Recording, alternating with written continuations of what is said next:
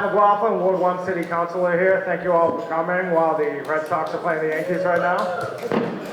I'm always here. I come to these meetings just to listen to people. I got an email list. I got all the contact information you need. Try to not speak so much, but today I got a couple of things to say real quick. I just wanted to talk briefly about the issues with ICE in the community. I know a lot of people are aware of this and concerned about it. I put out a number of statements about it, so I don't want to belabor the point.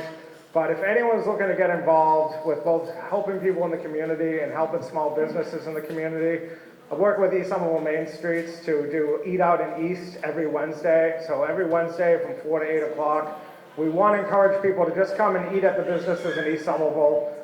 Since this new administration took over, we've had 3 businesses close in the community directly related to this and tariffs.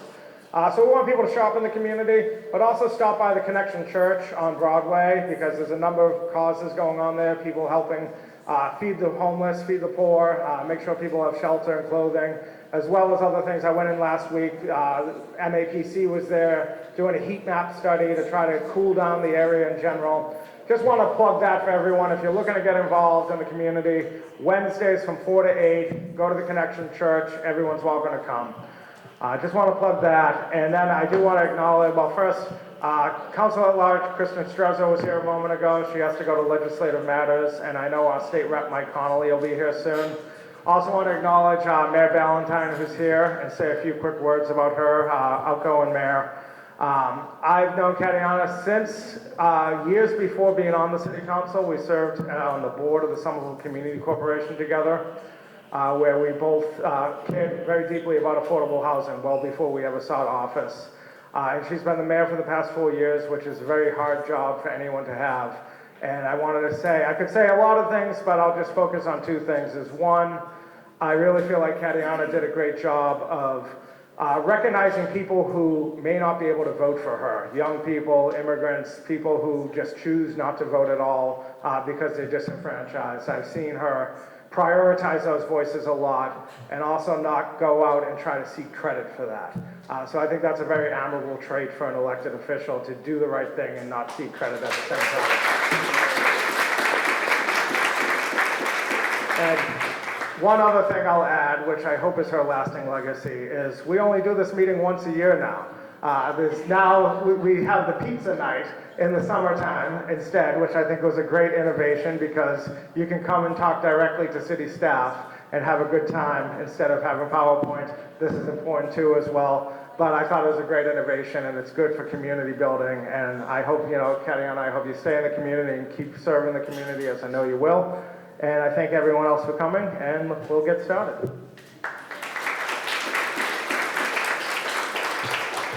Good evening, everyone, and welcome to our Ward 1 City Hall Community Meeting. My name is Christine McNulty. I'm the city's Community Engagement Specialist. Before we begin, I'd like to note that bathrooms can be found outside of the cafeteria down this hallway. There is more pizza coming, so when it arrives, pizza and other refreshments will be located in the front of the room, and copies of tonight's slide deck can be found near the food as well. So for the meeting format tonight, after each presentation, we will take 2 initial questions. We have a microphone available for audience questions, so please raise your hand and wait for the microphone before asking your question. If we don't get to your question initially, please hold on to it. At the completion of all presentations, we'll open up into a general Q&A. Please note that we would like to give everyone the opportunity to ask a question. I will do my best to prioritize audience members who have not spoken yet during the Q&A segments, and I would ask for your assistance in this matter as well. So if we don't get to your question tonight at all, you can email cm@somervillema.gov and we'll direct your comment to the appropriate department. Tonight's meeting is being recorded. Meeting recordings will be available online at the conclusion of our meeting series and will be posted on the City TV Government YouTube channel. And before we dive into the quick updates for the rest of the city, I would like to invite Bev Schwartz up here to speak a little bit about the city charter update.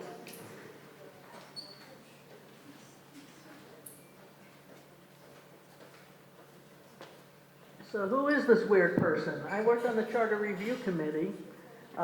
We started in 2021. We did 2 years of work.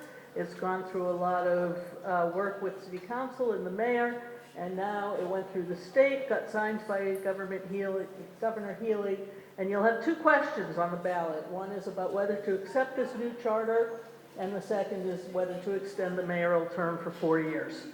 So, why a new charter? The charter we currently have was written in 1899. It has had various changes to it. If you go and read today's charter, one, the language is archaic, and two, a good portion of it has been overwritten by state law. You will not get a sense of how the city of Somerville functions by reading our current charter.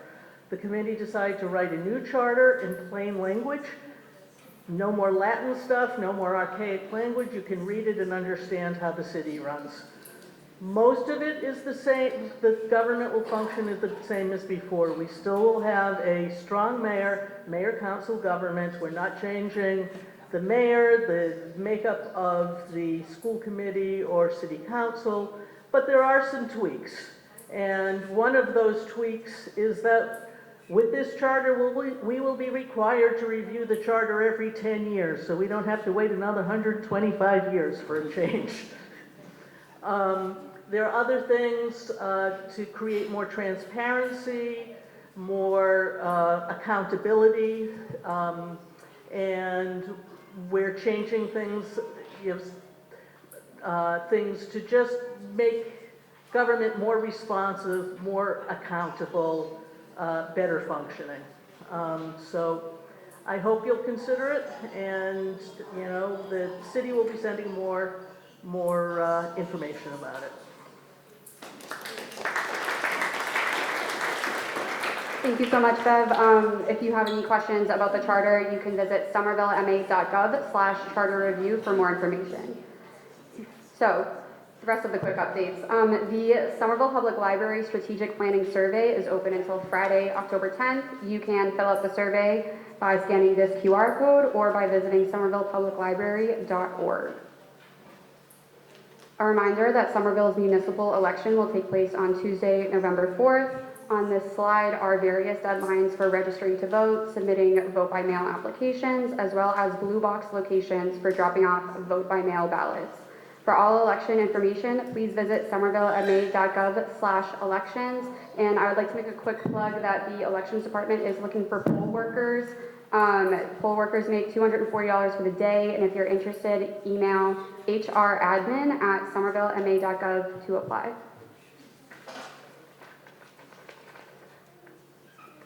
In collaboration with the Mobility, Parking, Fire, and the Engineering Division has been improving signals throughout the city. In particular, we're executing a key goal of the administration's fiscal year 26 budget to upgrade our traffic signals with a location-based emergency vehicle preemption system. Accessibility is equally important. We are in the process of installing 200 accessible crossing signs with the street name in raised text and braille. We're also actively upgrading our pedestrian signals with accessible push buttons and countdown timers.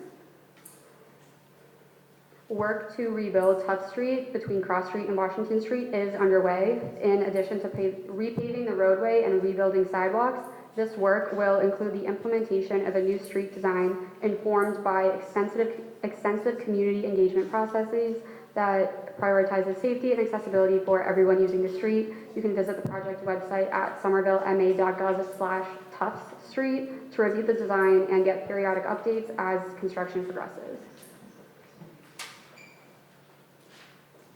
The Engineering Division is leading efforts to repair and update both water and sewer utilities under streets across East Somerville through 2 separate projects.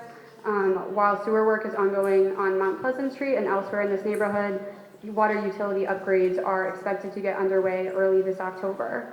Additional notifications will be provided to residents of affected streets prior to the work taking place.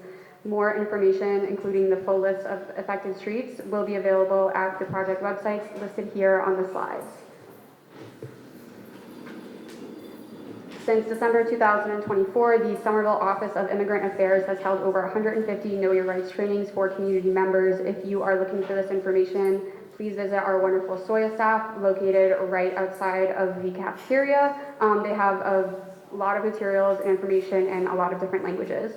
To learn more about upcoming events, Know Your Rights trainings, or more information about the Somerville Office of Immigrant Affairs, please visit somervillema.gov/SOIA or scan the QR code here. If you are currently a caregiver, the Somerville Council on Aging has resources for you and your family. The COA offers a caregiver support group, educational resources from partner organizations, and other forms of group support. You can learn more and register by contacting Molly Pagliuca by email at mpagliuca@somervillema.gov or by calling the phone number listed on the screen.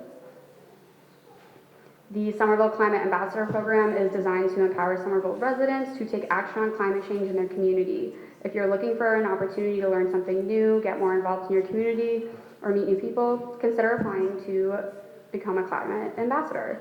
You can scan the QR code here or visit somerville.ma.gov/CFA to apply. Applications are open until December 1st. There's a lot to do in Somerville, and tonight we wanted to highlight the upcoming events. We have Summer Street's Monster Mash planned for Sunday, October 19th from 2 to 6 p.m. And the annual Trick or Treat will be held on Thursday, October 23rd from 5 to 7 p.m. at the City Hall Concourse. And finally, you can stay up to date with all things City of Somerville by subscribing to our weekly newsletter. You can do this by using the QR code on the slide or by visiting somervillema.gov/subscribe. On this webpage, you'll find a list of other departments that all have their own newsletters. We encourage you to sign up for any and all that might interest you. So we have reached the conclusion of the quick updates portion of the meeting, and I would like to now welcome Mayor Valentine to the podium.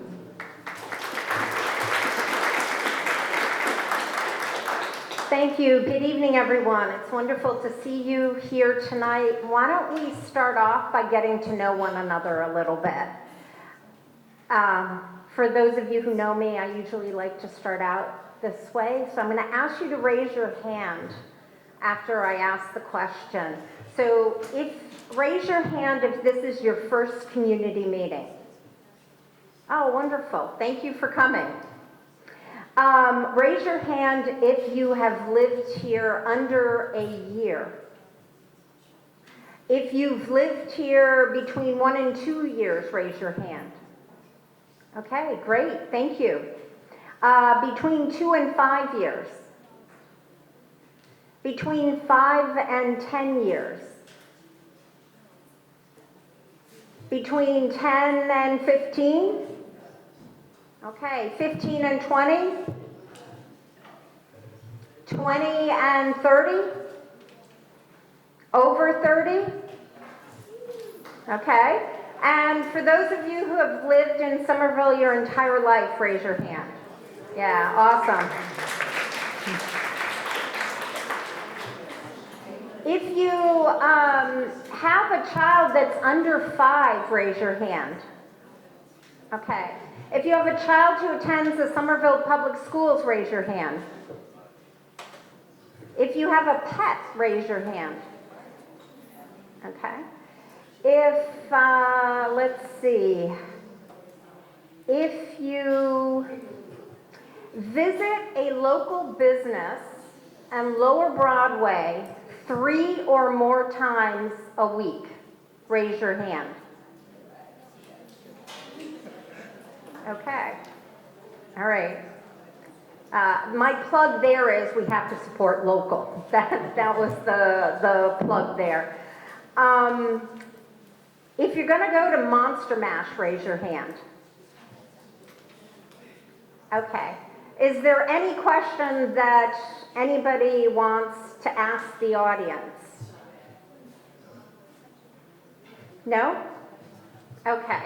So next, I'm going to ask our city staff who are here this evening to introduce themselves. I'm going to ask them to introduce themselves by their name and their department. The reason I ask them to mention their department, some of you might not be able to stay for the whole evening, so then this gives you an opportunity to seek them out if you have a specific question. So staff, if you would please stand up. Awesome. So I'm going to direct, maybe I might ask you all to sort of go to the edge a little so people can, the edge of the room. And You know what I'm going to do? I'm going to start over on this side of the room and we'll see how quickly we can get through this. First name and department, Chief. Charlie, Fire Chief. Sean Sheehan, Captain with the Police Department. Nick Salerno, Election Department. Rich Levy, Deputy Chief of the Police Department. Brad Rossin, Director of Mobility. Ellen Schachter, Director of Office of Housing Stability. Lauren Mahoney, Deputy Director, Emergency Management. Bill Fisher, Director of Emergency. Lisa Olvera, Director of Public Space and Urban Forestry. Christina Lowe's, Director of Prevention Services for Health and Human Services. Denise Taylor, Director of Communications and Community. Naomi Gross, Office of Sustainability and Environment. Shannon Taylor, Office of Sustainability and Environment. Kate Crowley, Office of Sustainability and Environment. Christine Blaze, Sustainability and Environment Director.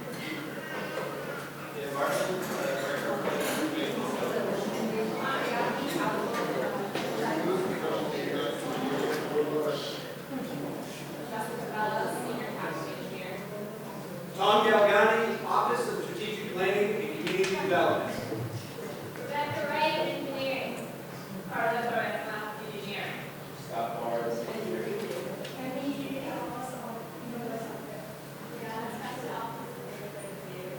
Gabriela Ortega, Office of Education and Community Engagement Specialist. Eileen Costa, Roman Constituent Services. Lisa Davidson, Director of Housing.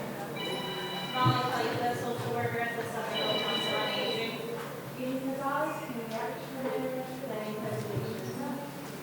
Roberta Henry, Community Preservation Manager in OSDC. Brandon Mertz, Economic Development. Joseph Tenaro, Economic Development. Viola Fernandez, Economic Development. Ed Hardy, Constituent Services. Christine McNulty, Communication.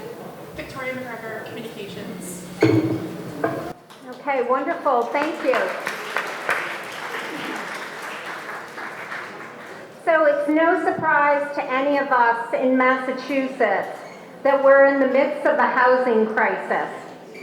So this evening I'm going to talk about what's happening and what we're doing about it. What does it mean when we say there's a housing crisis? Well, according to the numbers, median home prices are rising far faster than our incomes. In fact, between 2000 and 2023, median home prices in Massachusetts rose 73%, but the median household income only rose 4% when adjusted for inflation. Nearly 40% of households spend more than a third of their take-home pay on rent or mortgage. For just under 20% of our neighbors, that number is more than half. That means over 7,000 Somerville families are one emergency away from displacement. A key reason this is happening is that we are creating jobs that draw workers here in the greater Boston area, in the eastern part of the city, but we're not creating enough housing to meet the demand. Here's a graph. Those housing prices and income stats I just mentioned, look how the blue line that shows housing prices pulls away over time compared to the orange line that shows household income. That's the troubling disconnect. The numbers paint a stressful story, but what does it feel like to live through a housing crisis? Well, I'll tell you, I hear these details from residents often. It feels like learning your building is being sold and the rent is going to double. It feels like couples who want to expand their family but can't afford a larger living space. It feels like staying in an unsafe housing situation because there's no affordable alternative. It feels like leaving food in your grocery basket at the checkout because your rent's high. It feels like neighbors, classmates, and families are moving out of Somerville. The bottom line, we need more housing, and housing that we can all afford. I know the question that's on everyone's mind is, so what's Somerville doing about it? And the answer is really simple. We're doing everything we can. We're using tools we have, or we're creating new ones. Here are just a few of the many examples. We're purchasing homes with nonprofits before they hit the market to keep those units affordable. We launched the consolidated rental wait list, so you only need to submit one application for many of our inclusionary rentals. And we successfully fought to lower rental search fees at the State House, and we're continuing impactful advocacy work. I also want to highlight something important, and a big portion of our work is supported by the Community Preservation Act. Last fall, Somerville voters overwhelmingly chose to double, it's known as the CPA surcharge, to its legal maximum of 3%, bringing the total amount of the CPA funding from $3 million to $6 million per year. And 55% of that CPA funding goes directly to affordable housing initiatives. The choice you made at the ballot box is bringing in dollars that make real change possible. Thank you, really, to everyone who voted for this and made this possible. So our approach to housing is built on 3 key pillars. Make more housing, both market rate and, I should say, build more housing, both market rate and affordable. Keep people in their homes, that's preventing displacement, and create homes that will better fit the people who need it most. So let me walk you through each of these so you understand what it looks like. So the need for more housing is a statewide issue. Massachusetts needs 222,000 new housing units by 2035 to meet the current demand. That's according to all the data that's out there. So we're doing our part. For any resident that is here that's not an elected or aspiring to be elected and no city staff, can someone yell out how many housing units they think are in Somerville? Okay. Okay, just to give you an idea, so setting the stage here, the context, there's about 34,000 housing units. Now, I always talk to people about the fact that Somerville has 34 housing units now, okay? And the regional shortage is 222,000. So, can 222,000 housing units make it into Somerville? I would say no, so that means we also have to look at what we can do here and what we can do as a region. So, going back to the CPA funds, we're adding, so you know what's going on with that, 25 affordable apartments for elderly and disabled residents at the Mystic Waterworks. That's the housing that is managed through the Somerville Housing Authority. 54 permanently affordable homes through the 100 Homes program. And 319 housing units, including 136 affordable at 299 Broadway, known as the former Star Market site. We're also building forward with neighborhood scale plans. In August, we adopted the Assembly Square Neighborhood Plan, which aims to create between 2,900 and 5,700 new housing units. And of that, that could be anywhere from 600 to 1,100 affordable housing units. In our Brick Bottom plan, which is done, and we're progressing on the zoning right now, that plan sets forth 400 to 625 new affordable housing units. Excuse me, new housing units, and those will also include a 20% set aside for affordable housing units. And then I also want to make sure that I mention the 100 Homes program. Since 2015, we've partnered with our local nonprofit, Somerville Community Corporation. It's an affordable housing developer based here in Somerville. And as the good ward counselor said, he and I met because we both sat on the board there in the 2000s. So we're really dating ourselves here. And then with our partnership with Somerville Community Corporation, we were able to keep, at this point, 106 homes permanently affordable.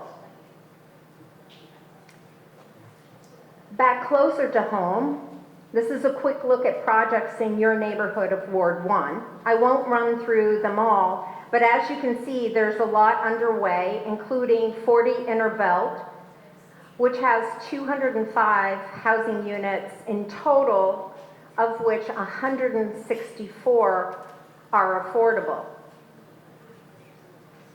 Now, keeping people in their homes. We're also deploying a wide range of housing supports to stabilize residents in need right now.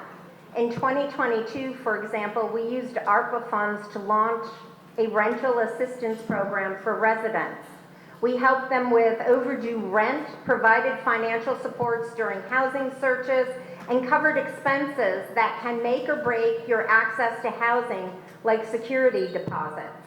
By the end of 2024, it was Somerville's largest and most successful rental assistance program, and the most flexible and robust program of its kind in the state of Massachusetts. To keep this going, our Office of Housing Stability has partnered with the Somerville Homeless Coalition and CAS to create a new version of this program in order to continue the work. And as of June 2025, we have put more than $5.6 million into direct rental assistance, serving over 892 people across 677 households. So as we build and preserve housing units, we need to ensure access for people who need them the most. Our inclusionary housing program is one of the strongest tools we have for that. Any new building with 4 or more units must set aside at least 20% as affordable. Since 2021, Somerville has added nearly 3,000 new housing units, and 499 of them are affordable because of this policy. We also need to ensure units that fit people's needs.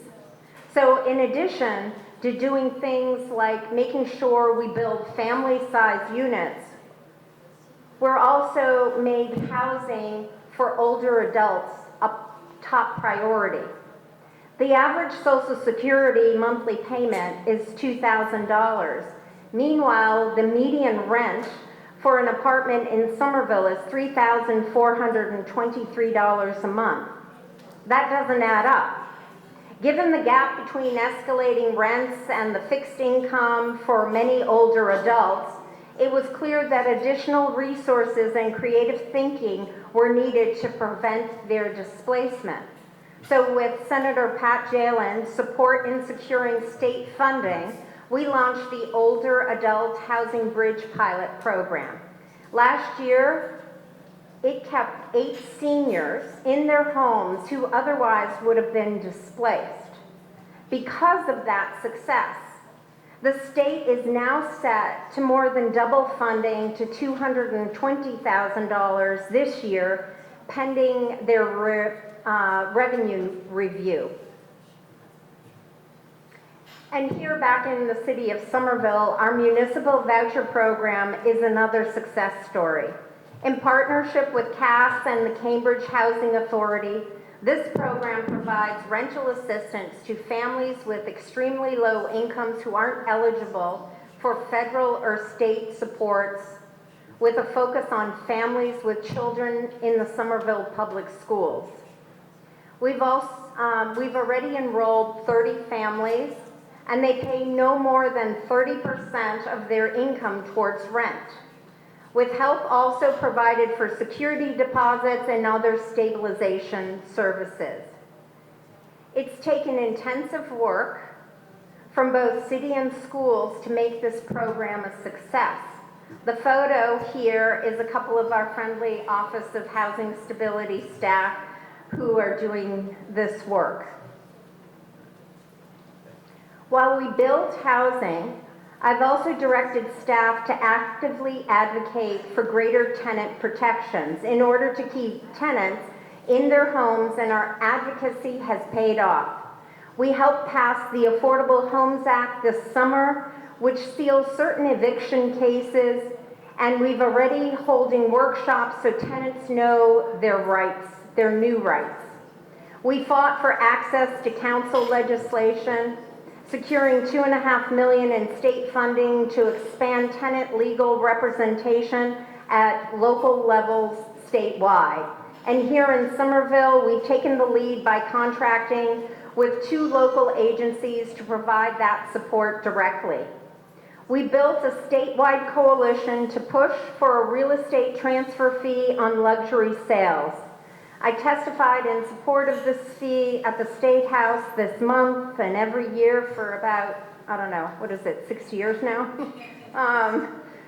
It could bring in $6 to $10 million a year for affordable housing. We've advanced the rent stabilization home rule petition at the state legislature, recommended by my anti-displacement task force.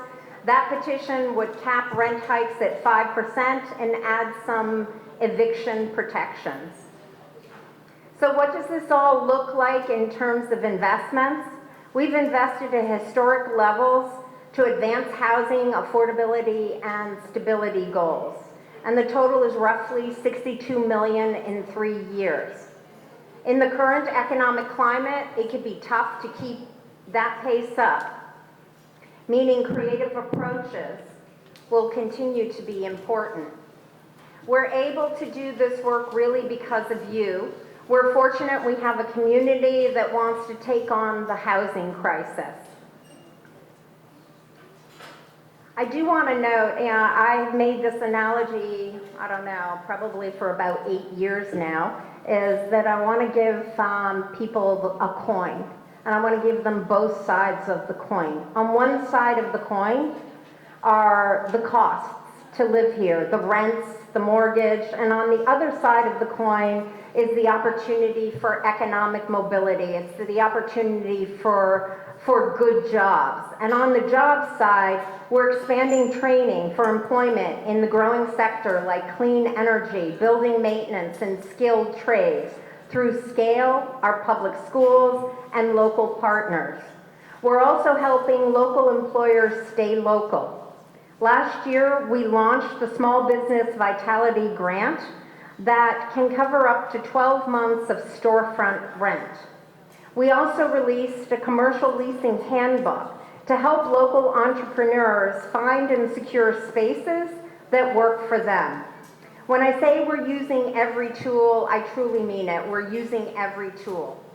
Somerville cannot solve the housing crisis alone, but we can certainly do our own part, and we're doing that completely. We're trying to do everything to build more housing, combat displacement, as are our state partners.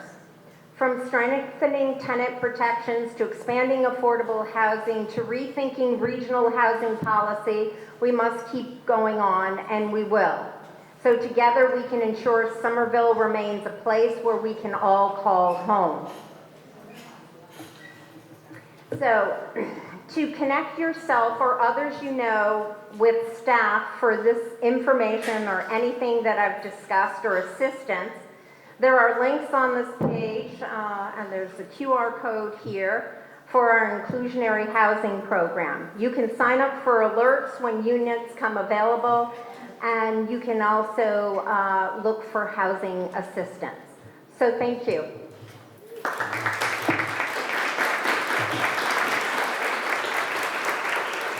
You can take 2 questions now from Mayor Ballantyne.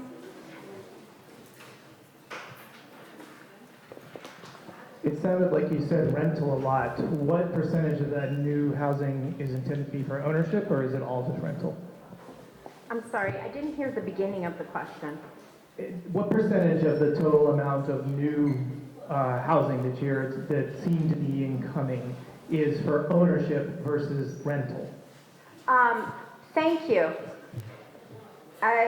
Tom, do you have a breakdown of that? Rentals, the projections of housing, I think it depends on their financing too.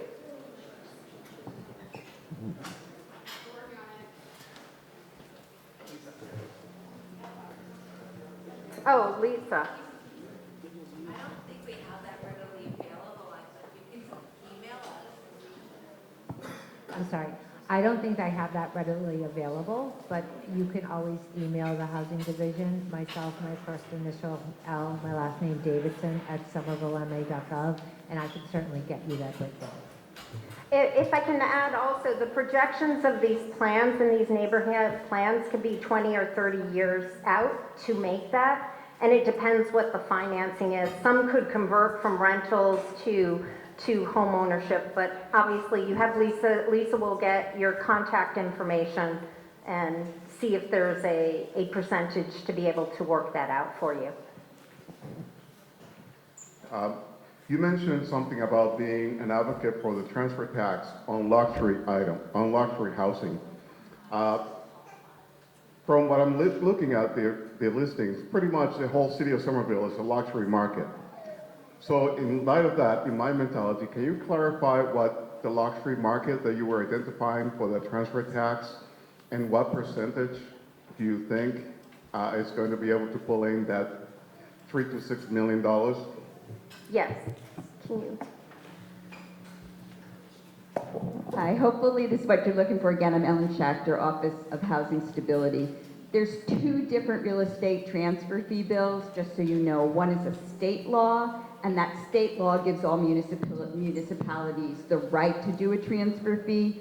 Under that law, there would be the transfer fee would only apply on units above $1 million. So that's what so it's about, I believe it's about 50% of the units at this point. So we're trying to get above median and make sure it's on the top half. There's also a petition pending from Somerville directly, and the petition for Somerville directly does not have a threshold, but it exempts all owner occupants. So it would only apply to corporate real estate or to investors, and not to anyone who was selling their own home or purchasing their own home. So they're pretty different, and there was a recent hearing, but either one of them would mean a lot for resources for Somerville's affordable housing. And if I could just add to that, I could imagine maybe some people might ask the question, so what are the percentages?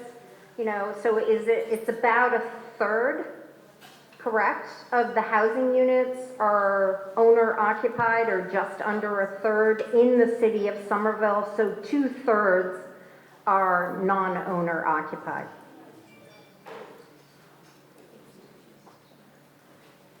Thank you so much, Mayor. Next up, I would like to welcome Ed Hardy, who is the Customer Experience Manager with 311. Thank you, Christine. Thank you, Mayor Ballantyne. Thank you, Councilor McLaughlin. Thank you, Ward 1.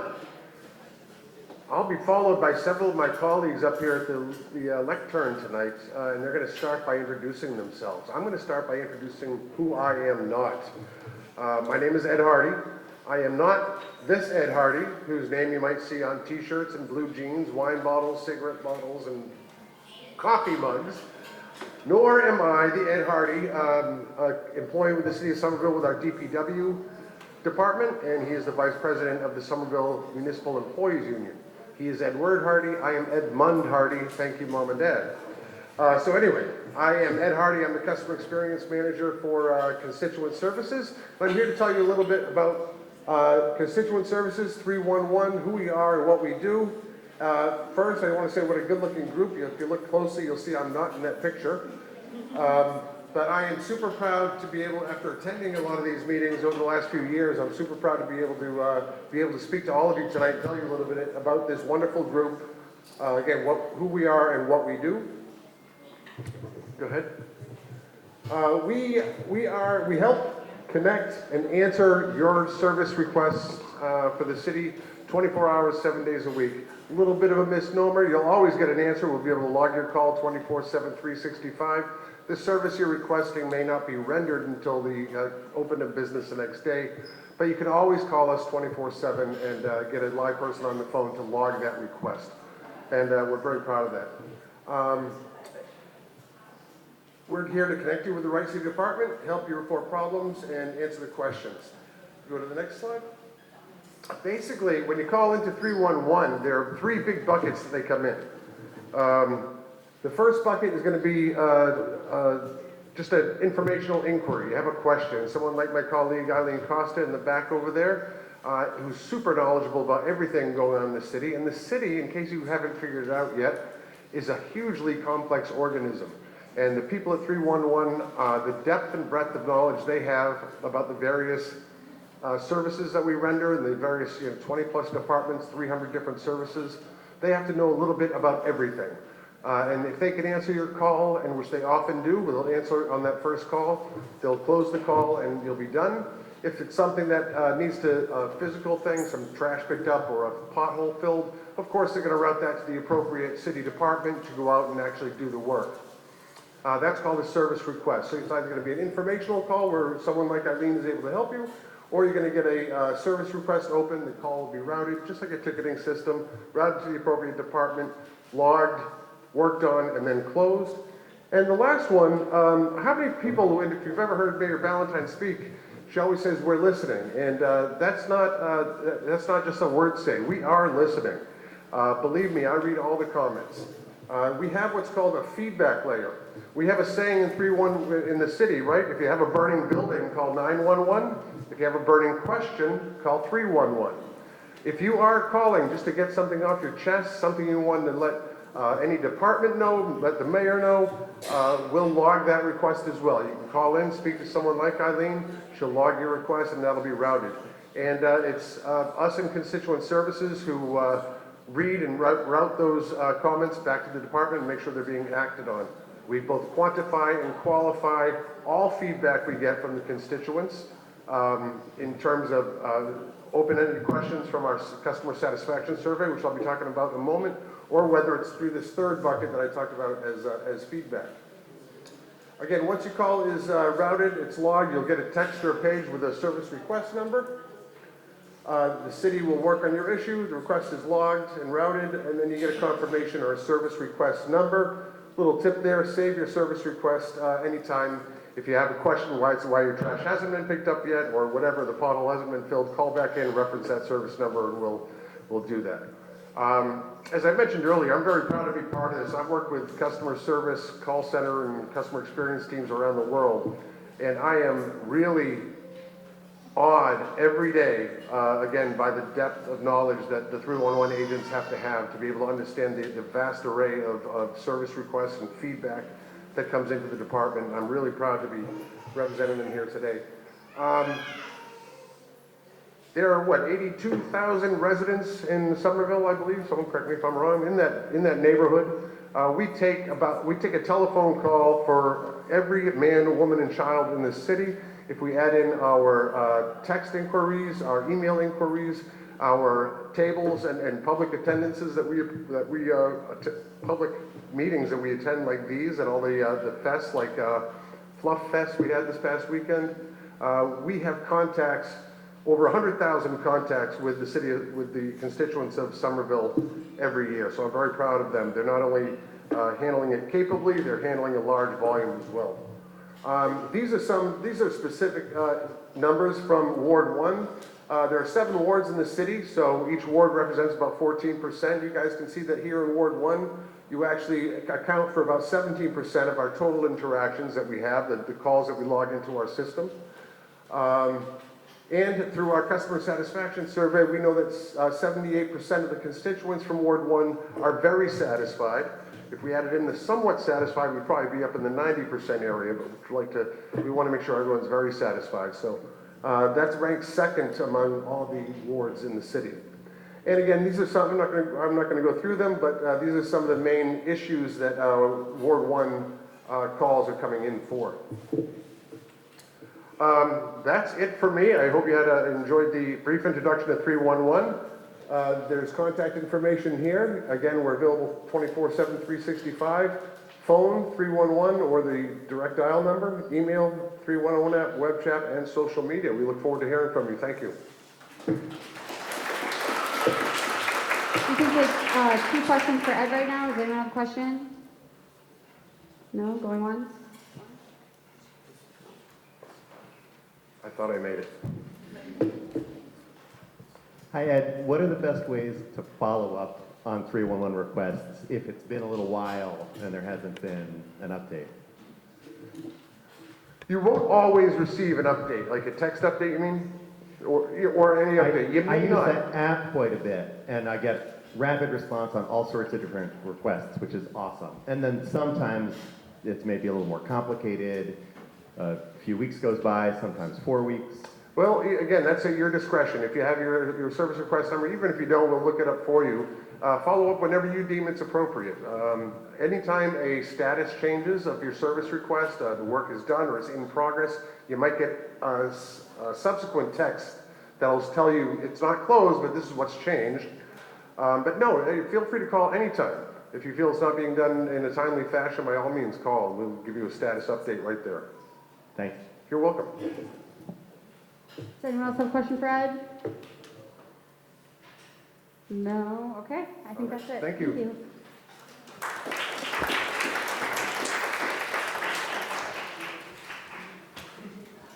Next, I would like to welcome Kate Crowley, who's an Environmental Policy Manager for the Office of Sustainability and Environment.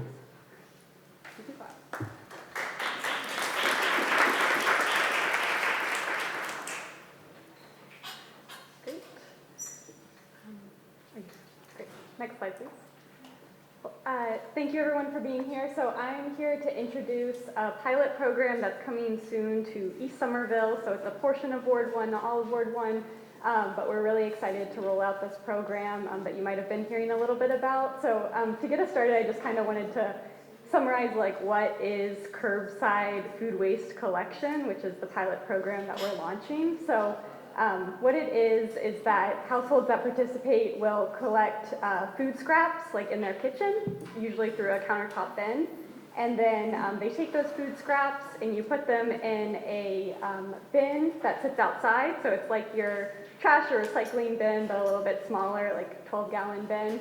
And then every week you roll that bin out to the curb and it gets collected just like your trash and recycling on your regular trash day. So it's a really exciting program. A few details. This is a pilot program. It's going to be launching in the coming weeks this fall. And households that sign up will receive the weekly service through mid-2027. The service will be available to up to 1,200 households in East Somerville. So we think most of the households that are interested in participating will have the opportunity to do so, which is really exciting. And then, as I said, it should be really simple because you just put the bin out every week and it's collected just like your trash and recycling. So, next slide, please. And then before I get into a little bit more of the program details, kind of wanted to take a step back and talk about why we compost and kind of like why the city is interested in expanding composting access. At a high level, one of the big benefits of composting is rather than the food scraps like your extra pieces of fruits and vegetables or pasta or food that's gone bad, rather than putting that in the trash, you actually put it in your curbside composting bin, and so then it doesn't go to the landfill or it doesn't get incinerated, and so that reduces climate pollution and air pollution and kind of contributes to the city, our sustainability goals, and reduces the waste overall in the city. And then from households that participate in curbside composting, we've, as many people know, other municipalities in the area have curbside composting programs, and you can also do private subscriptions. A lot of people identify other benefits that they have, so like your trash has less like wet organic waste in it, so it's a lot lighter and cleaner. And you can put all of your food waste into this bin that latches, and it's a lot smaller, so it's easy to wash out. And also the latching kind of keeps rodents away from the food. So there's lots of benefits outside of the sustainability aspects of it that a lot of people identify once they've participated for a while. And then also the fact that this is a pilot program means that any households that participate are helping us understand kind of what it would mean to expand composting in the city, what challenges there might be, and it's really a great learning opportunity for us and for households in Somerville. So next slide, please.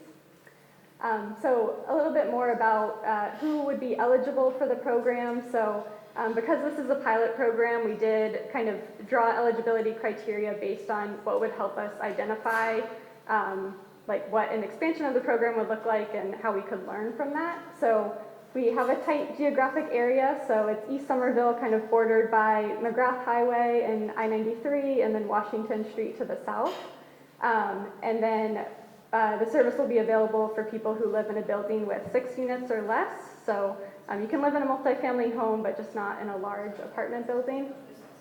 And then you also cannot already be subscribed to a curbside composting program from any provider. And that's just because we want to kind of expand composting access and see, like, identify what challenges it would take to kind of onboard new households, introduce them to composting, and see how we can expand this pilot program in the future. Next slide, please.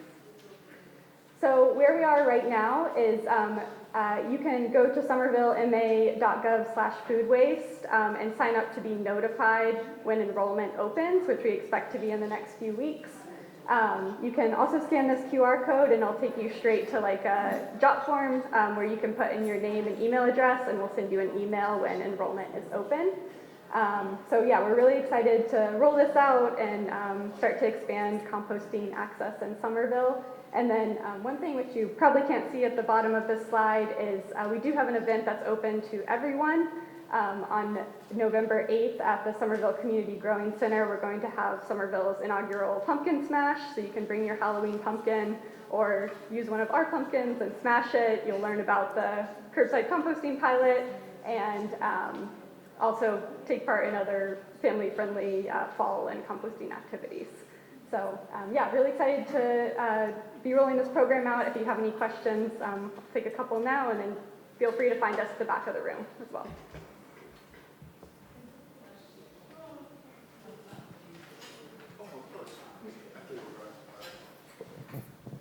What is the cost-benefit analysis for this pilot program? Meaning, how much is going to be costing the city, and the projection of what is going to be costing the city as a new bucket that needs to be budgeted in terms of replacement of the bins, the contractor that's going to be picking up the scrap. Is there any income coming into the city in terms of like this food scrap that's going to be turning into compost? Is that going to become another revenue stream for the city? How is it also going to affect me as a homeowner who then is going to be buying, I'm supposing, I'll be responsible for buying the bags that will go into those bins. Yeah. So a long question, many parts.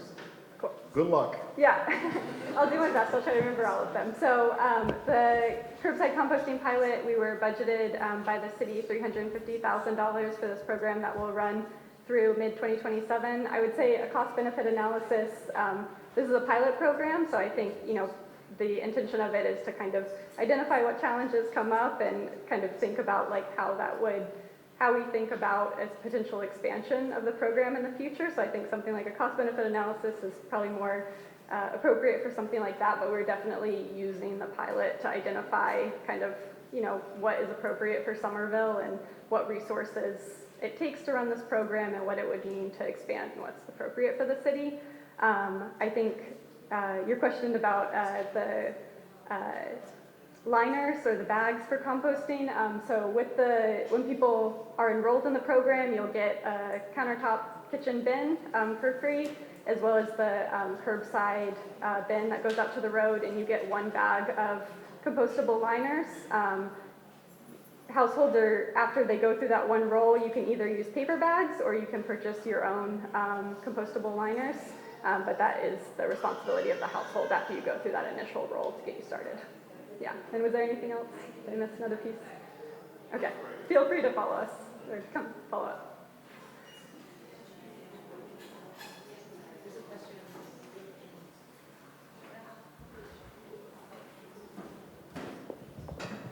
Hey, so Cambridge has city food waste processing. Mhm. My understanding, the good and bad thing about what they do is it's processed into biofuel, Mhm. which means that they can accept anything, meat, bones, because apparently it all just gets digested somehow and Yeah. they just burn it. If the system here is literally making soil compost, that's great, but does that mean there's going to be restrictions on the sorts of things that people can dispose of in it? Yeah, I haven't done a side-by-side comparison of what Cambridge accepts and what Somerville accepts, but I do know that the type of materials we accept, like we do biodegradable, like plastics and papers and meat and bones, just kind of I think with the industrial scale, our contractors garbage to garden that they use, they can take kind of those materials that you can't process in your household's composting, but yeah, it's still kind of a lot more materials than you'd expect.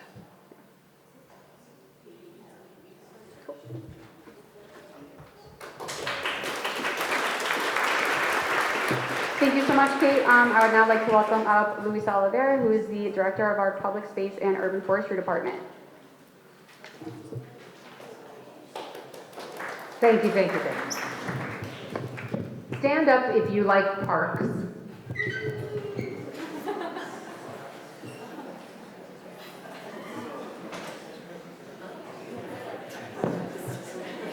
Great, you can sit now.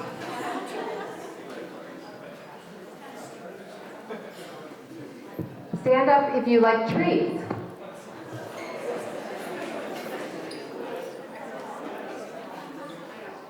Great, thank you. You may sit down again. That's it. I just wanted to give you a little bit of exercise. I am the Director of Public Space and Urban Forestry. I've been with the city for going on 15 years now. And we are a team of 7 landscape architects and arborists. And we love both parks and trees. So just a couple of overall updates for the work that we've been doing recently. We just completed our open space and recreation plan. This is something that allows us to receive state funding to help build some of our parks. And it's online. You can see it at this QR code. And I highly recommend that you read it. It's riveting, New York Times bestseller. And also helps to understand things like the fact that the city only owns 49% of its open space. I'm sorry, that the state owns 49% of the cities of what we consider our open space, or that in the last 10 years we've added 16 acres of open space through private development. We continue to do that work. It also is a guiding document for the next 10 years on which parks need to be improved, which policies we're working on. Next slide, please. Speaking of policies, we have been working on a pollinator action plan, which came out last year. And really, it's a very innovative plan in that we're focused on the city and how the city can help create habitat for pollinators because there is a biodiversity crisis. And you can also look at, see the plan. It's all of this stuff is online, open source. But also, and I know there's a gardener here that does haircuts in his garden. What's his name, guys? Jerry, where's Jerry? He's in Bedford. He sold and moved. No! You guys should name something after him. Oh. He's a creator. Oh, Jerry left us. Well, He's lived here for 80 years. Jerry, we did this plan just for Jerry. This is a plan that helps you to create habitat so that we get more pollinators, more birds, more wildlife. And you can right now take a pollinator pledge on this QR code. I know Jerry would do this, but we're not giving him a sign in Medford. You can take the pledge. There's a couple things that you need to do, some requirements, and then you get a free sign, just like this one that says, "This garden is a home to pollinators. So please, both substantial things that we've worked on that we'd like to share with you. Next slide. A couple of other really great things that we have going on. We have partnered with the Somerville Committee for Persons with Disabilities, and they have they initiated and funded the addition of 10 inclusive swings in the city's park system. So we basically went to every park that has swings, and wherever possible, we're replacing one of the bucket swings with an accessible swing. This means that, this means that instead of having 23 parks with accessible swings, inclusive swings, we will now have 83. So we're very excited, and it was great that the committee was able to fund this, and those are going to be coming in the next couple of weeks. And then if you ever leave East Somerville, not that you have any reason to leave, but in Union Square, we just had a brand new park, Ken Kelly Park. I don't know, has anybody visited Ken Kelly? Go out there. There's a bakery across the street. It's a really lovely new park that we're very proud of. It's a passive park, so it's not a playground, but it does have misters. So if you ever wanted to know what it's like to be in the grocery store, like a piece of broccoli, you can go to Ken Kelly and hit the button. It's very refreshing. A few words about trees. So we have, some years ago, realized that the trees in our parks and the new trees that we are planting, we're not getting health care. So we plant them, and then they would only get trimmed if someone called about a branch. So we started two proactive maintenance programs. And this year, we just finished all of our parks. So they're on a 6-year cycle where every 6 years they're having an arborist come out, take a look at them, and do reactive things that can help their health, because we want the urban forest and we want plants to succeed and contribute to the urban forest. So that's the Young Tree Training Program. So now they get put in, and then they have like a toddler visit and a preteen visit. And DPW is also working on adult visits for our trees. We have about 15,000 trees in Somerville, so we want to take care of them. In terms of projects in your ward, if you remember last year you voted for participatory budgeting. I don't remember the amount, but I want to say $1 million. Maybe. More than $1 million was voted on what you could use it for, and some of that money was for a shade structure. That shade structure is being constructed right now at the Capuano schoolyard. So if you happen to make it over there, you'll see that that was something that people voted for.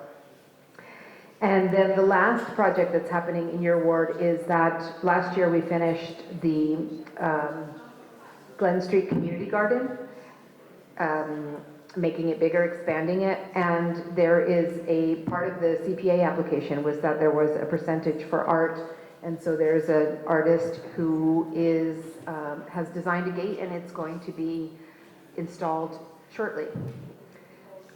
So that's what's happening in the world of parks and trees. I'm happy to take any questions. We have time for 2 questions right now for Louisa. Anyone? Come on, I love this part. Here we go. Don't ask me how much money it's going to cost to plant a loop. All right, so guess how tall I am? 6'3". Pretty close. That's good. So when I'm walking either my dog or a friend's dog, I am continuously hitting my head on low branches. Is there height requirements or suggestion that you maintain for even new trees? Because the majority of those trees that poke my eye are actually the new ones that are being planted. So again, so under this program that I told you about, Mike Connolly, there's 2 of you now that cannot walk the streets. So under the new, the Young Tree Training Program, the trees are looked at every 3 years. I do not know if they are trimmed, the bottom branches are trimmed. I do not know the standard height at which they are, but I will let our arborists know that there are some giants walking around who think it should be at least 6.5 feet.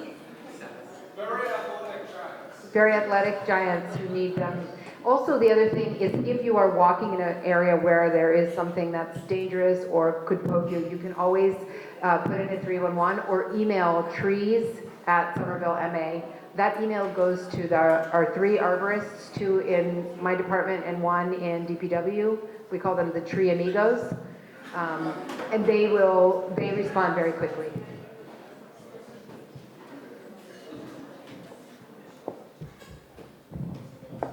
One of the new trees that was planted down our street looks dead already. What's the process for fixing them in the first year? So we welcome people keeping eyes on it. If it's only a year old, our trees are warranted for 2 years. They're supposed to be watered and warranted. So again, if you email trees@somervillema.gov or 311, if they are within the warranty, we'll have it replaced. Usually the arborist will go and check them.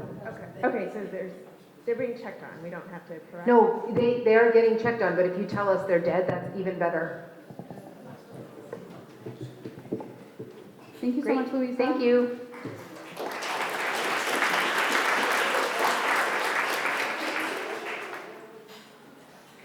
Next up, we are going to hear from Laura Mahoney, who is the Deputy Director of our Office of Emergency Management.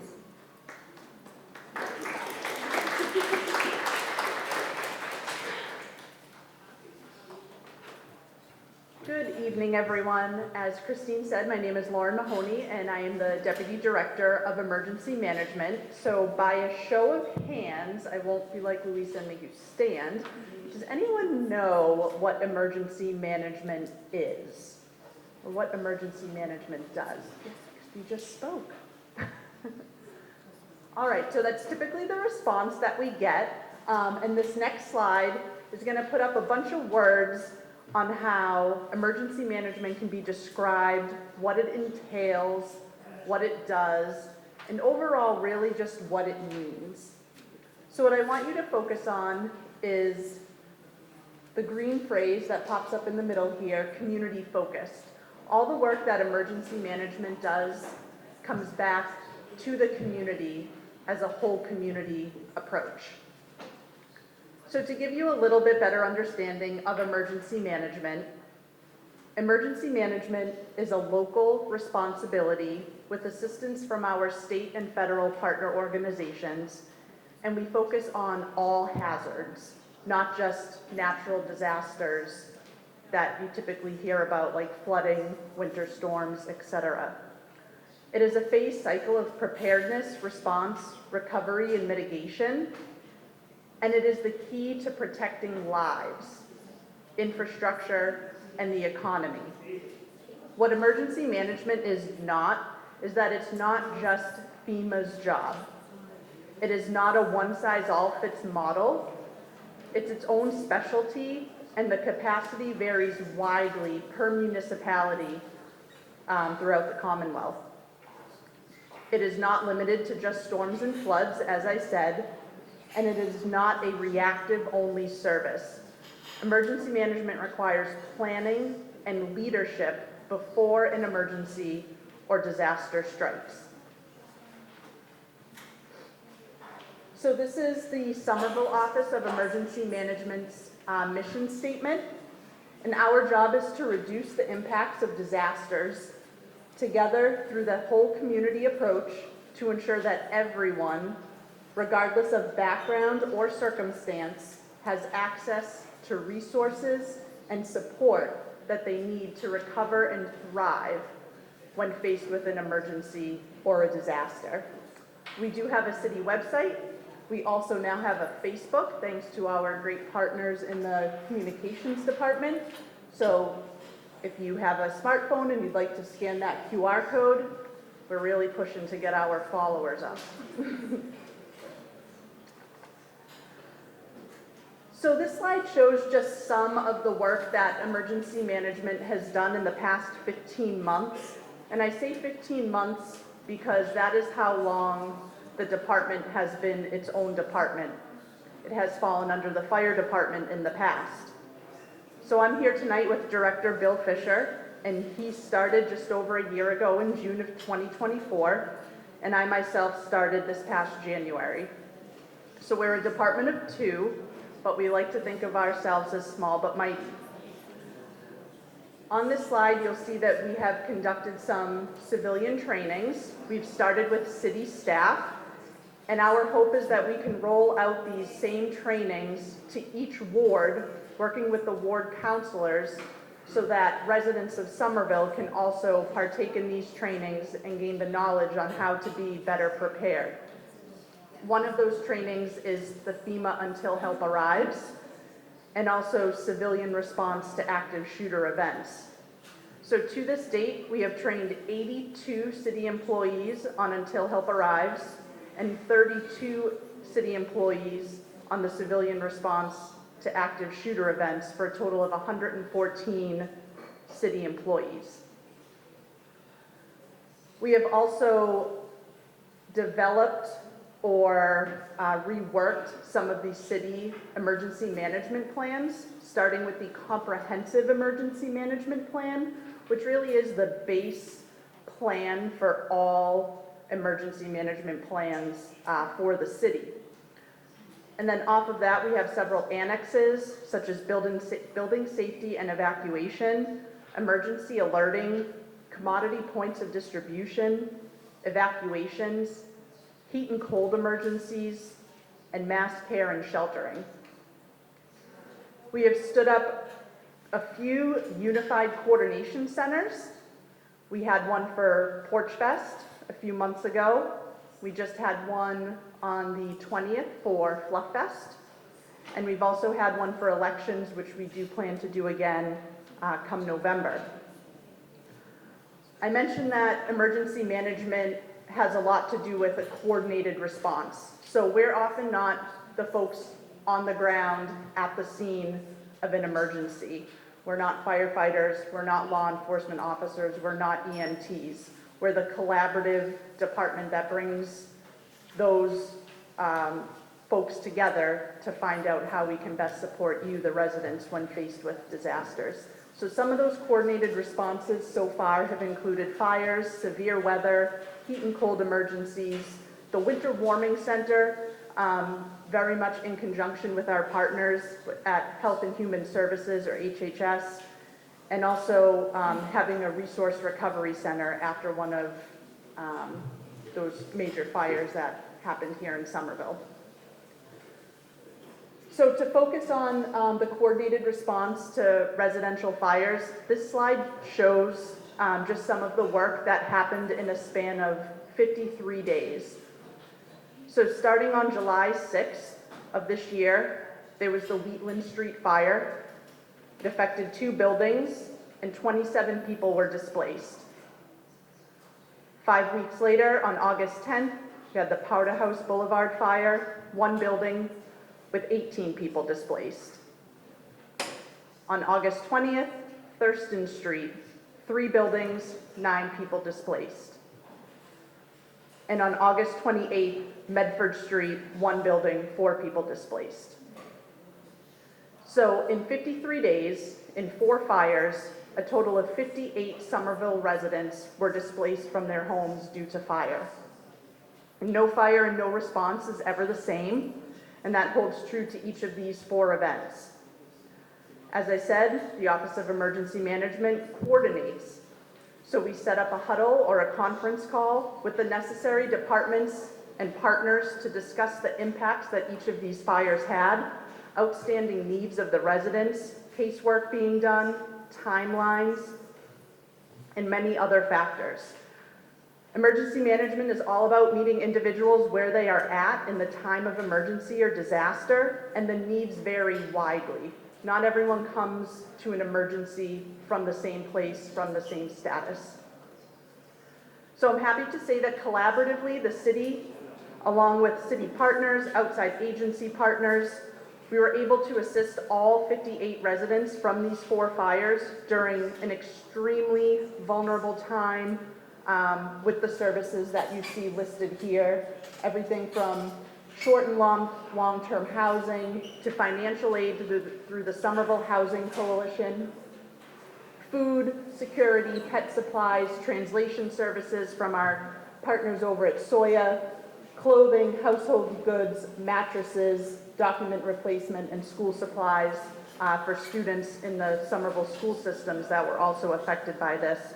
And one last thing that I want to point out is the room that you're in right now, the Office of Emergency Management, myself and Bill, previous to working for Somerville, we both worked at the state level for emergency management.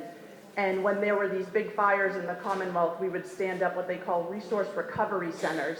And basically that is, we reach out to all of our government partners, nonprofit partners, and bring them all to one central location where survivors of the fire can get the resources and their needs in one place, like a one-stop shop, so that you don't have to chase the resources down.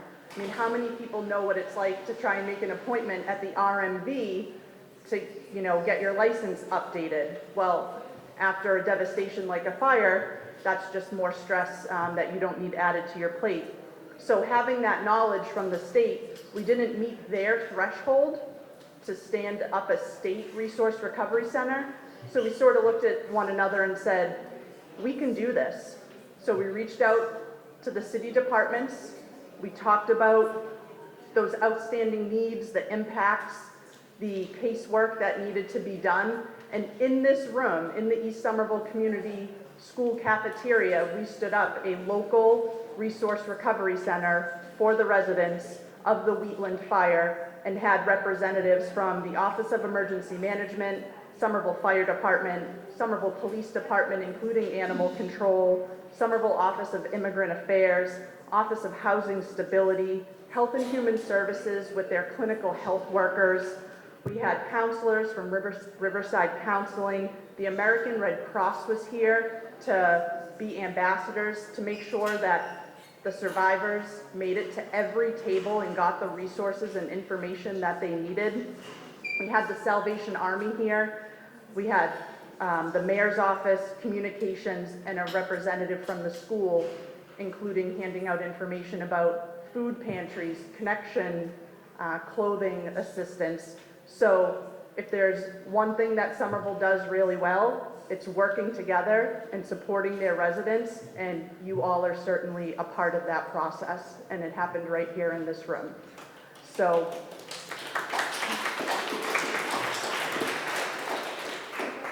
and with that, I will take any questions now or happy to chat after. The three questions, they're interrelated. The first one is, in the advent of larger emergencies, what is your funding? And in the case of us not getting funding that we might be expecting from larger entities, are there plans being produced for that? And finally, I know that there is a consortium of about 80 statewide organizations that are doing some planning in that advent. Are y'all participating in that? So as far as our budget, we do have a city budget that is available on the city website, public, that you can go and see, and it breaks it down for everything that we use it for. We've had to build our budget because, as I've said, we are a new department that branched out, so we're finding the best way that everything fits. It is certainly on our minds, as well as everyone else's, that we're not sure what's going to happen with federal funding down the pipeline, and that's why it's so important to stress the fact that this is a locally led, it's a locally led program, and we have to be prepared on our own at the local level, because if we don't get that support from the higher ups, whether it be state level or federal level, we have to be prepared to, support on our own. So that's why when we say it's locally led, it's a locally led initiative, and then we get support from our state and federal partners when we max out on our resources or max out on our abilities. That's when we turn to them. But If that is not there, we have to be able to make sure that we can sustain on our own.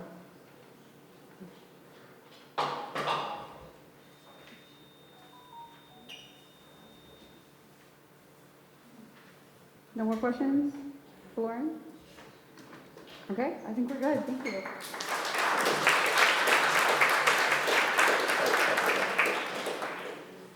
We're next up going to hear an update from the Somerville Police Department, and I just want to remind everyone that this room does carry sound, so please be cognizant of the noise level during presentations. Good evening, Ward 1. Thank you for coming out tonight. We want to give you a snapshot of crime citywide and then how it's impacted Ward 1 in particular. On a citywide basis, Part 1 crime, which is violent crimes such as murder, rape, robbery, aggravated assault, and property crimes of burglary, larceny, motor vehicle theft, and arson, we've seen an increase in the past 12 months citywide by 9% over the last year. Those increases are primarily driven by shoplifting. Assembly Square has been hit very hard, shoplifting. We've seen decreases in burglary. They're down by a number of 44, less burglaries citywide, and motor vehicle theft is down, and the B&E of motor vehicles is also down. Where you live, Ward 1, our Part 1 crimes have increased by 22% over the last year. We've seen increases of larceny, 143 more incidents in the past 12 months than the previous year. Primarily shoplifting again is driving this number. Ward 1, you've also seen decreases in motor vehicle theft, burglary, and breaking and entry of motor vehicles. Our response to these numbers. Area cars, we deploy them based on patterns, hotspots, repeat incidents, feedback from the community. Officers are made aware of any patterns or hotspots through our bulletin communications. We have a crime analysis unit that is very good at harvesting data and showing us where the problems are. This is where we spend our resources to get the biggest bang for our buck. We'll continue to increase residents' awareness of crime and crime prevention methods. Domestic violence.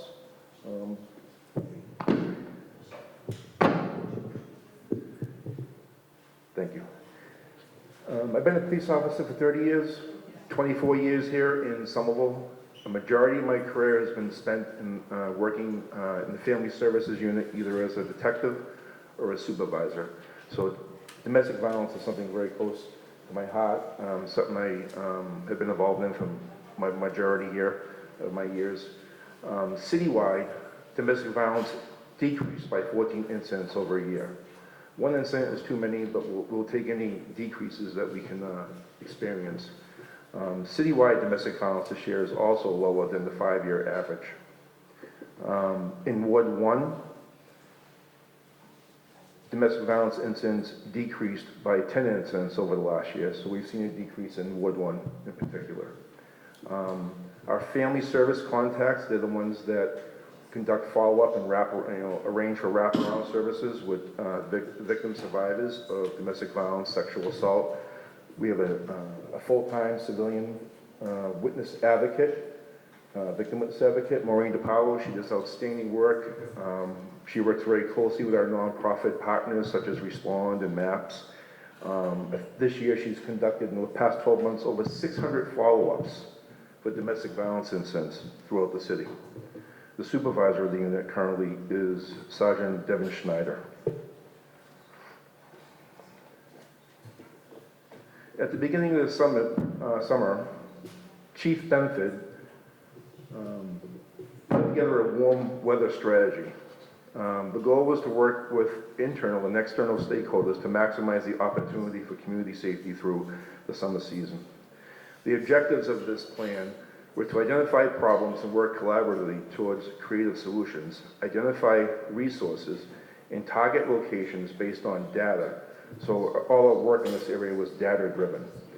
We wanted to deploy additional resources to address concerns per capacity between July 1st and September 30th, today. The hotspot locations we identified were Davis Square, for the west end of the city. In the middle of the city, the central part of it, Somerville High School area, Union Square, and in Ward 1 primarily, or the east area, Healy School, Mystic View Family Development, Temple Street, Lower Broadway, and Assembly Row were all identified. Between July 1st and September 7th, officers have conducted almost 1,400 business, citizen, and youth contacts. That's a 344% increase in the same period last year. We've conducted 1,286 directed patrols, which is a 76% increase higher than the year prior, and 584 park walk and talks. Park walk and talk is where an officer working an area car, they're directed to park, get out of their cruiser, engage with the community, identify themselves, speak with business owners, citizens to try and find out what the issues are and bring that data back to us so that we can make deployment decisions. We've worked very hard to build trust in the community. We hosted a national night out on August 5th. Maybe some of you here will have the opportunity to sync Deputy Donovan or one of the officers who are bold enough to volunteer for the dunk tank. That's always a big part of National Night Out. We ran the Junior Police Academy in August. We have 30 young cadets graduate. They were from ages 5th to 8th grade. And we did that in collaboration with Parks and Recreation. We did an online safety course in the Somerville Public Schools, specifically the Winter Hill Innovative School at the Edgerly here. We spoke to students in the 8th grade about internet safety, sexting. Anyone that has a teenager knows that this is a hot topic, and we wanted to get to these kids before they get to high school. It was very successful. We had officers who taught this class in Spanish, Portuguese, and Haitian Creole. 9/11 awareness sessions, the Ralph and Jenny Center, we were part of the Asian Tea Party and the Brazilian Coffee Social.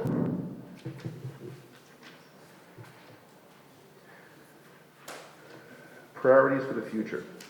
We're currently working on a co-response pilot program that will involve an officer with a clinician responding to mental health calls. And we know mental health calls can be very dangerous, but they're very important, and we're trying to be the best service providers we can. Working on implementation of this in combination with our core unit, and we're working with the PSFA manager to implement public safety for all recommendations. Create a community policing command within the SPD. This is a priority for us. Chief Benford is looking to get a community police officer in each ward to assist with neighborhood needs and where the officer is dedicated to those needs, does not tie to the radio, have to answer calls, such as a regular cruiser would have to do that, be available for calls. They can dedicate their time to neighborhood needs. Next slide. This is, I know everyone's been waiting for this. How do I become a Somerville police officer?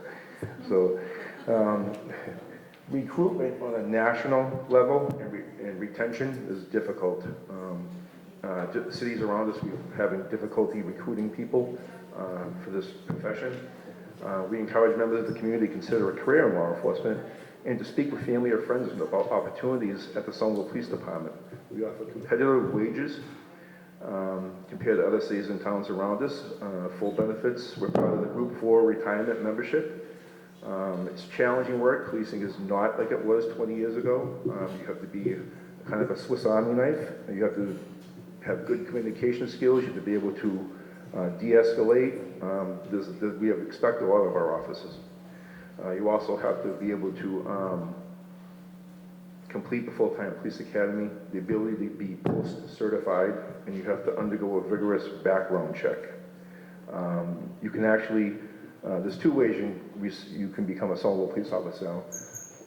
Over the years, it was strictly take the civil service test, and you landed where you landed, and that was it. Now we don't have to, we're not tied to civil service. There's an alternative hiring process which we started where we can go direct to the community, we can hire. There's some parameters around that, but we've had some success with that lately. We're looking to bring on young minds. This is a young person's job. Policing is changing. We need young minds, progressive minds that are going to police Somerville the way it wants to be policed.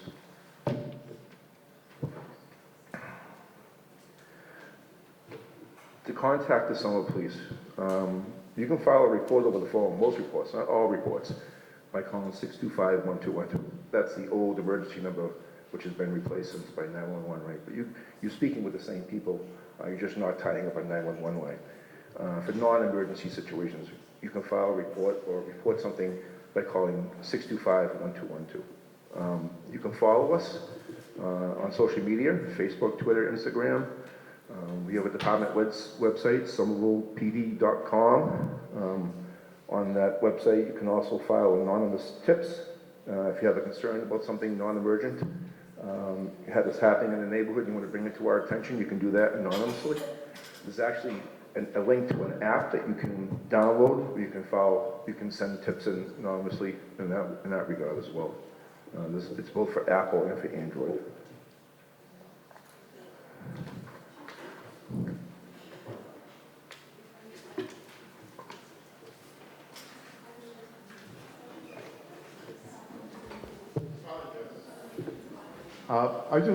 I may have missed it when you were explaining it, but without going into the numbers, can you explain it again to me what business, citizen, and youth contacts mean, as well as directed patrol and the walk and talk? I sort of guess you were out in the community, hanging out in the park, trying to engage with the citizenry. But in terms of the contacts and directed patrols, I don't understand what that means. Yeah, so any contact you make, the officers are out of their cars and they're in the parks, or they're maybe they're in one of the squares and they make a business contact. They go in and introduce themselves to a business owner. We document that. We want to show that our officers are out there engaging with the community, trying to build trust, trying to find out what's going on, what their concerns are. A directed patrol is when we issue directed patrols from the executive leadership down. So if we get phone calls that there are car break-ins on Pearl Street, a number of them, we identify that issue and we issue a directed patrol for that area and the times where these car breaks are occurring. So the officers are directed to a specific location for a specific reason. Park walk and talks, every cruiser in the city, we have them do a park walk and talk for 1 hour in their shift. And they have to get out of the cruiser, they have to engage with the community, and this is just a certain tactic in community policing where we're trying to engage the officers with the community so they can understand who the officers are that work the area, what the issues in the area are, and we often get a lot of good feedback from that. We ask this every year, but what are your citation numbers for people texting while driving, and what are your citation numbers for people who are running red lights, and what are you doing about that? I was just out counting bikes and pedestrians, and there was a very, very blatant red light running right in front of a Somerville police cruiser, and he did nothing. Well, I can't speak to that exact incident, and I'm not prepared to give you those numbers, but it's something we can connect afterwards, and we could get that information for you. Can you make it part of the presentation? Because we ask every year. Oh, I wasn't aware of that, but I will speak with the mayor's staff and Chief Benford, yeah, about doing that. We have 4 traffic officers now. They used to work night and day. Now we only work day because of staff reductions. Monday through Friday. So on the weekends, unless they're doing some type of specific enforcement, maybe on a grant, the staff is not there like it was before. We used to have 4 people at night and 4 people during the day working with supervision for each, and we just don't have that staff right now.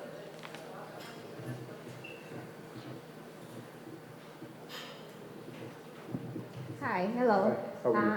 Well, thank you. I'm just questioning, there used to be a police office in Broadway, it's Somerville Broadway, and I don't see that office being open now, and it has been, I think it has been relocated, and we don't know what it is because there is no sign saying, you know, we are not here any longer, you know, locate us at such and such address. And it's Somerville, Broadway, it's very hot. Yep. Part of, it's Somerville. So I don't know what was the reason why that office was moved. Our neighbors feel very safety having that presence over there. And like I said, we don't see it anymore and we don't know what is it. And I called once, I think 311, and they didn't even know where was it. So we really need to know where to find you for that office that was assigned to an area. Thank you. Well, I'm glad the substation in East Somerville she's referring to and down Lower Broadway, that we were moved from that space. We were dislodged with the property owner. But we acquired a new place very close next door, but we're just not ready to open yet. Part of it is staffing, part of it is work that needs to be done on the inside. It's a little more complicated than I can give you here, but the plan was to open that back up. So there is a plan there. It's just very slow moving right now. I can't really give you a date, a tentative date. I don't want to walk into something and say, you know, and then down the road it's not there, and it's like, you said this was going to, you know, this would happen. We won't.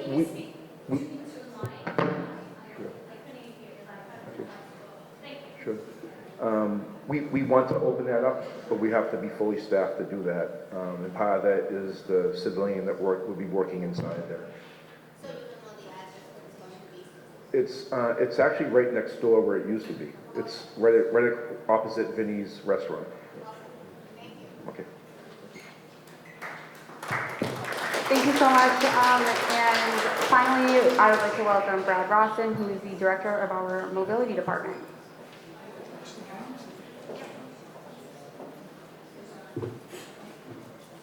Sound check, sound check. Hey, everybody. Thanks for hanging out. It's a long night of civics. We appreciate you all coming out and contributing to our civic culture in Somerville. Folks, I know it can be a long process. Councilor McLaughlin mentioned this. When you have 6 or 7 or 8 city departments giving you 5 and 10-minute technical presentations, we can all glaze over a little bit. But you have volunteered your time and you have come here, not only tonight, but year after year. This is a very successful program. It's a part of our civics in Somerville. So I just want to say a big thank you to all of you for being here. I also want to say a big thank you to our interpretation team. Folks, you probably have no idea how difficult it is to listen and translate public policy information, technical details, live time. So I just want to give a big shout out to everybody who's working hard to make sure that this civic opportunity is available to all of our residents. My name is Brad Rawson. I'm a Somerville resident. I'm a proud parent in our excellent public schools, and I serve our city as Director of Mobility. I lead a small team of 8 staff in the Mayor's Community Development Department. Our department head, Tom Galligani, is here, and several of my colleagues are here. You heard Ellen Schachter talk earlier about the Office of Housing Stability. Lisa Davidson talk about her team at Housing Development. You heard Luisa Oliveira, who leads our Public Space and Urban Forestry team, and several other of our colleagues are here. The little team that I'm responsible for does almost everything related to transportation. So it's a big portfolio, but I'm not going to bore you with those details because it's getting late and I have a baseball mad 10-year-old who's really eager for me to come home and watch some Sox. We will focus on one hot topic that we consistently hear about in all 7 of our wards, and perhaps none more so than Ward 1. It's street safety. So let's dive right in. What does an average year look like for the 8 people in our mobility division and a whole bunch of our sister agencies, the city's engineering division, the city's parking department, the city's communication and 311 teams, the city's fire department? So many of us work on these issues of improving safety and accessibility on our streets. These are just a couple of high-level numbers that we want to familiarize our residents with. How many of you have said, oh my goodness, the condition of our pavement is atrocious. What are those people at City Hall doing to pave more streets? Come on, be honest. We all feel that way. I felt that way this morning on my commute. Folks, a couple years ago, we would pave 1 mile a street. Now we are paving 2 and even 3 miles a street per year. That is the result of a lot of behind-the-scenes coordination and process improvement across a lot of different departments. We always want to do better, but this is better than we've done in prior years. Sidewalk accessibility. Who has had to dodge around a low tree, rubbish bins, cracked and broken sidewalks? Who has tried to push a stroller or move a wheelchair or other mobility assistance device and encountered a lack of a curb ramp where a crosswalk should be? Rebuilding sidewalks is a core part of our work. Every year, the city departments involved in this work are able to rebuild approximately 2 miles of city sidewalk. It takes way more than you might realize. We're really proud of that, and we're committed to doing better every year. We're here to talk about street safety. We had, back about 5-6 years ago, we could only look you in the eye and say we could build approximately 3 or 5 traffic calming features per year, so that we actually don't have to worry as much about enforcement questions like the question that was just asked. Our goal is to design and manage streets where the natural driving behavior is slow and safe. So 5 years ago, I'd be here saying, oh, we built about 5 raised crosswalks. Now we can say we're building 60, 80, 100 of these treatments every year to save lives on our streets. And the last key indicator that I just want to call folks' attention to, there are times in transportation policy where people think that decisions are made by staff at state and local agencies without consultation of community members, of people who live and work in our neighborhoods. Our team has worked really, really hard to change that narrative and to prove to you all that we are here, we are among you, and we are working hard to build a big coalition.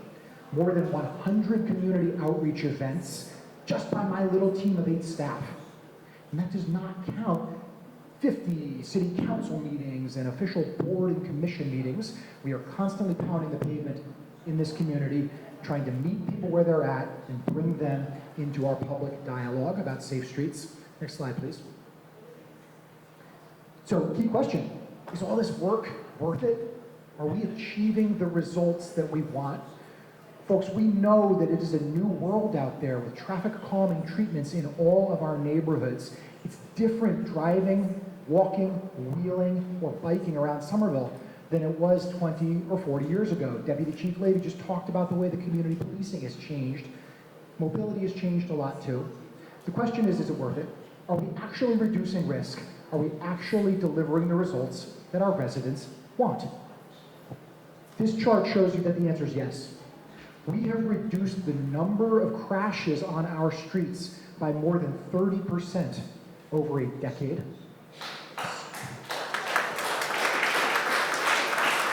Thank you. It takes all of us, and I want to approach this with humility. There's a lot of luck involved, but there's also skill and strategy and courage. Something bad could be happening right now across time. My phone could be blowing up that we've had a bad crash. I wake up every morning and I go to bed every night thinking I'm counting my lucky stars and nothing bad has happened. But I'm here to tell you that our work matters and it is improving compliance at red lights and at crosswalks. It is reducing speeding and it's reducing crashes. So if it's okay, Victoria, let's go to the next slide because not all crashes are created equal. A little fender bender that is not a life-altering incident is less important to us than a crash that involves a life-altering injury, somebody outside of a car typically. And so this graph shows that we are also seeing 20 and 30% decreases in injury crashes and in crashes involving people outside of cars, pedestrians, bike riders, people using wheeled mobility assistance devices. So we're making great progress. But as the Deputy Chief said on domestic violence, one is too many. We are aiming for 0. We are here to save lives on our streets. Can I get another quick show of hands? Who remembers an East Somerville resident named Cheryl Richards who was killed crossing Mystic Avenue in 2019? Did anybody know Cheryl? I know some of her close friends. I didn't know Cheryl. Did anybody know Marshall Mack, who actually lived in Ward 4 but was killed crossing McGrath Highway to get to the grocery store in Ward 1? Marshall Mack was an immigrant, a veteran of the Vietnam War, and he died going to the grocery store in a hit-and-run crash. These human stories matter. They hold us accountable, and we lift up these victims' names to remind us that the work is not done. No crash is acceptable. No loss of life is inevitable. Go to the next slide, please, Victoria. Our ability to honor the memory of people like Cheryl and Marshall and keep our people safe on our streets generally involves our willingness and our skill to continue doing things like we've done on Cross Street, building raised crosswalks in front of this school, things like we've done on Pearl Street with curb extensions, traffic calming, mini traffic circles. These things are evidence-based solutions that reduce risk and improve safety outcomes. And I'm really proud of all the work that people like Jesse Moose, Rebecca Wright, Jessica Bello, and so many others have done to allow us to actually get contractors on our streets and build safely and build effectively. So again, we are you. We're Somerville residents. We live and breathe these issues every day. I want to give a shout out to our partners on the city council, people like Matt, Will, and so many others who have had our back, even when things feel controversial. I want to give a shout out to our state electeds like Mike Connolly, who's been a champion for safe streets, particularly in Ward 1 and in East Somerville neighborhood. I'm sorry, Jake, I didn't see you arrive. Jake Wilson's here. Thank you, electeds. It takes all of us. So let's bring it home. How can you get more involved if you find this presentation at the end of a long night interesting and you're not yet plugged in? We have an online map that we've built over the last few years so you can know where we've been and where we're going. Folks, there are way more demands for traffic calming on Somerville streets than we can accommodate in a given year. We're proud of the 100 treatments that we're delivering, but we would deliver 300 or 400 if we had the resources, the time, etc. So to tell people we're going to get to you, this online map is very, very helpful. You'll notice, in part because of Matt's advocacy, Ward 1 is very well represented for traffic calming. Quick show of hands. Does anybody here receive a monthly newsletter from the Mobility Division? I ask this every meeting, and I'm always a tiny bit disappointed with relatively low hand raising. No, folks, seriously, there's a lot of newsletters in the city. Ed Hardy and Eileen Costa talked about our 311 program. When we are doing community engagement, surveys, meetings, pop-up events in the schoolyard, we come here and speak with parents and guardians during school arrival and dismissal. We're trying to meet people where they're at. The best way to know about those opportunities is to subscribe to our monthly newsletter. You're not going to get a bunch of academic articles about transportation policy. You're going to get real, actionable opportunities to get involved locally. Here's a few final examples. These are on your slides. In part because we've been really successful with projects in East Somerville, including the Tough Street reconstruction that Christine mentioned earlier. We're showing a few citywide efforts. Gilman Square, right on the edge of Ward 1, we will be rebuilding Pearl Street with accessible sidewalks, with wider sidewalks, with raised crosswalks to improve safety. That's what we heard from Pearl Street and Gilman Square and Winter Hill residents as a priority. So we're quickly finishing up that design work, and we hope to start construction next year. We're asking community members about their feedback on the community path. We all know that the community path is a little bit overloved. There's a lot of use, and there's a lot of faster moving users on the path. How can we get ahead of that? How can we try to keep people safe in this narrow corridor? And then the last thing I'll call your attention to is we will be working to rebuild accessible sidewalks and install traffic calming on Broadway in Magoon Square across town. And folks, we don't like to limit things to just ward-based updates. This is a city of 4 square miles, so every Somerville neighborhood is part of your right, your responsibility. I live in the Clarendon Hill neighborhood, but I spend a lot of time in East Somerville, and I take immense pride trying to do the work that you and your neighbors tell us is important every day. Thanks for listening.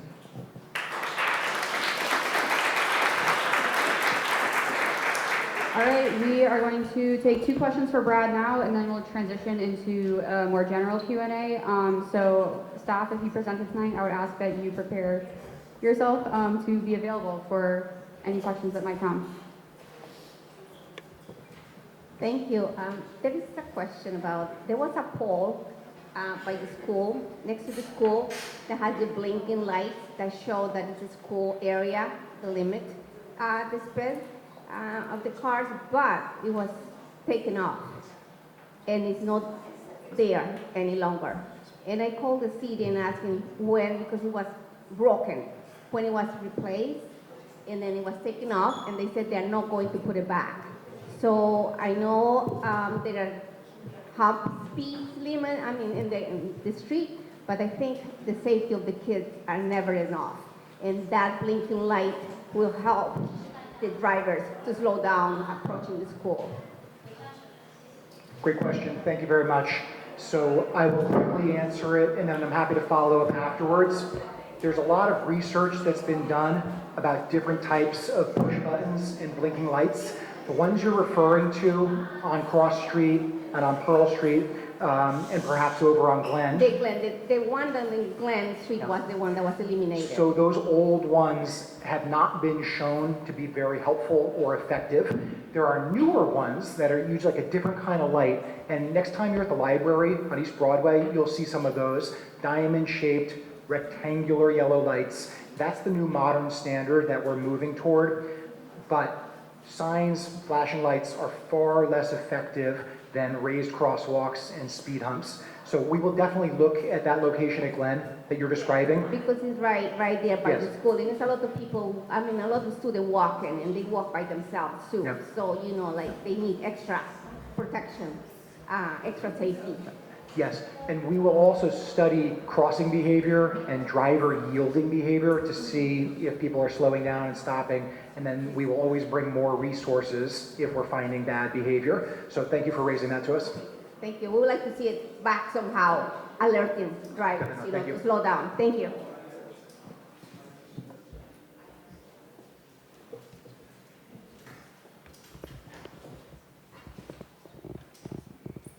Well, I just got a little bit distracted by the Tough Street situation because I missed the update for that. And I'm particularly not pleased with the design and the implementation and the fact that I'm going to be living with it for the rest of my life here in Somerville and in perpetuity, apparently. Now, that said, my question, I was stalling until my question came back, which is, do you have statistics for the community engagement for all the outreach that you've done? Because I participated in quite a bit of it. And at the risk of becoming the shamed, forsaken neighbor that all of you will hate, for shame. I want to know numbers because I've been on Zoom meetings and I cannot tell how many people were there, but it looked like the engagement with the Zoom meeting was very, very low, like under 5. Under 5 of us were in the meetings talking about something so critical as Top Street and the trees that were being removed. So, do you have statistics on the community engagement? Yes, thank you for the question. Thank you for putting up with construction on your street. Thank you for being involved in our process. One of the things that the city has worked really hard to do over the last few years is show our work on community engagement. So you can get on to a project website specific to Tough Street right now. Load it up on your device or check it out at home when you get there, and you will find reports of all of the engagement steps that we went through on that project. It involved some virtual meetings. Those can serve some people well and serve some people not so well. It involved in-person meetings. It involved little tabling events on Tough Street to talk with neighbors. It involved you working with youth organizations, with older adult organizations. It's all documented on the project website, and there will be multiple reports. They're like 100-page long. Every comment we receive from every type of feedback is transcribed verbatim. Even the stuff that calls us names or, says that we're really missing the mark on these design decisions. Transparency is the goal. And so we do this with every project now. We're really proud of it. It's a lot of staff effort, but being able to show our work and our responsiveness to community feedback is important to us. And I will also note that we will always have disagreement about design decisions. For example, plenty of people have disagreed with a lack of bike facilities on Pearl Street, but the community engagement we did on Pearl Street And feedback from Councilor McLaughlin suggested that that wasn't the direction that folks wanted to go, right? So we get yelled at from every direction possible, and we just lean into that. We admit that it's okay to have some disagreement about design directions. The important thing is showing that our decisions are rooted in meaningful community engagement. We're not perfect, always getting better. So again, stay with us, get involved. I really appreciate that question, and we approach this work with humility.